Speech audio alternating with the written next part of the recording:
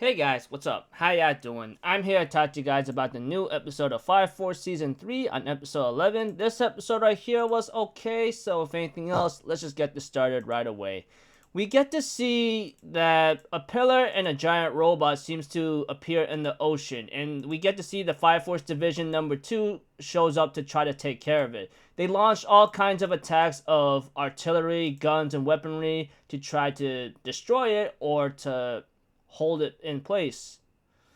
But unfortunately, it looks like it has not been taking any heavy damage that it will stop. And it ends up making an attack that makes all the equipment that they used against it, like, useless.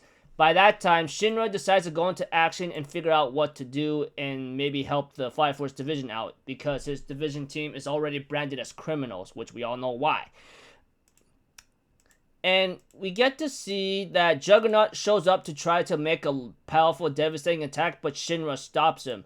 The Scope Mole, or the Mole Scope, tells Juggernaut not to do that because if you destroy the pillar and the robot, whatever one it is, you're gonna, like, launch an devastating lava volcano in the sea, and that's not something you don't want to do.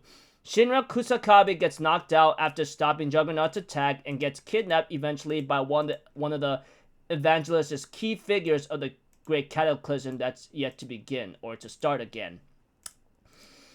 Eventually, the Fire Force Division 4 shows up to try to minimize the damage and stop any fatalities, which they did greatly on.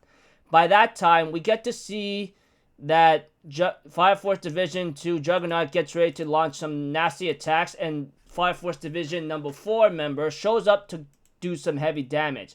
By that time, the guy, what's his name again? All I know is he's the guy that likes to bully the weak in the series of the Fire Force anime series. He goes into action and manages to do some heavy damage to the thing. Unfortunately, it looks like it's not been destroyed yet, but the guy who kidnapped Shinra Kusakabe, having him float next to him while Shinra is knocked out cold, ends up saying, hey, unless that Titan is destroyed, the right cannot move forward. We get to see the ending of the episode, which show Shinra's brother looking at the very person or wherever he's looking at and gets his sword ready to possibly save either Sho or to maybe do some damage to the Fire Force Division team. We don't really know. But he finally shows up where the pillar and that giant robot is at, and possibly he sees Shinra right next to the guy who has him by his side, floating, whatever.